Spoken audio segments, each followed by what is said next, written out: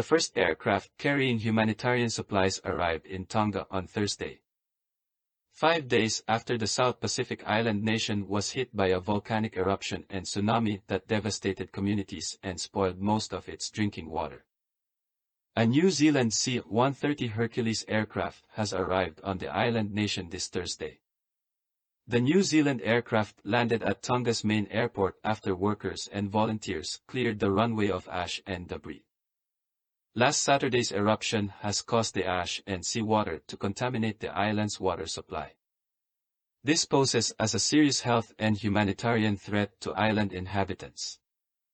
The eruption has confirmed 3 people dead and the island communications with the outside to be hampered. Only now is Tonga began to re-establish communication with the world. In the past couple of days planes were prevented from landing in the capital Nuku'alofa due to the thick layer of ash covering its runways. According to New Zealand Joint Forces Rear Admiral Jim Gilmore, it took a mammoth effort for rescue teams and volunteers to clear the airport tarmac using only wheelbarrows and shovels. According to Australian authorities, its first of 2 Boeing C-17 Globemaster planes will arrive carrying a sweeping device to help keep the runway clear.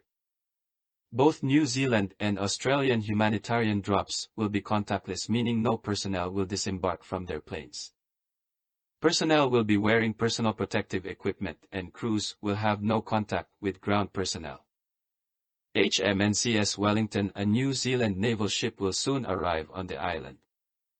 Its first task is to scope out the shipping channels and wharf approaches to Tonga's port. The New Zealand vessel would bring more than 250,000 liters of fresh water plus desalination equipment for processing salt water to drinking water. This will address the Tonga government's most pressing matter, the need for fresh water.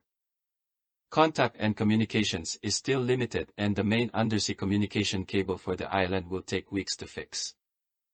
Aerial images by the New Zealand Air Force has shown the extent of damage the eruption has caused, with roads and building in Nuku'alofa being covered with ash.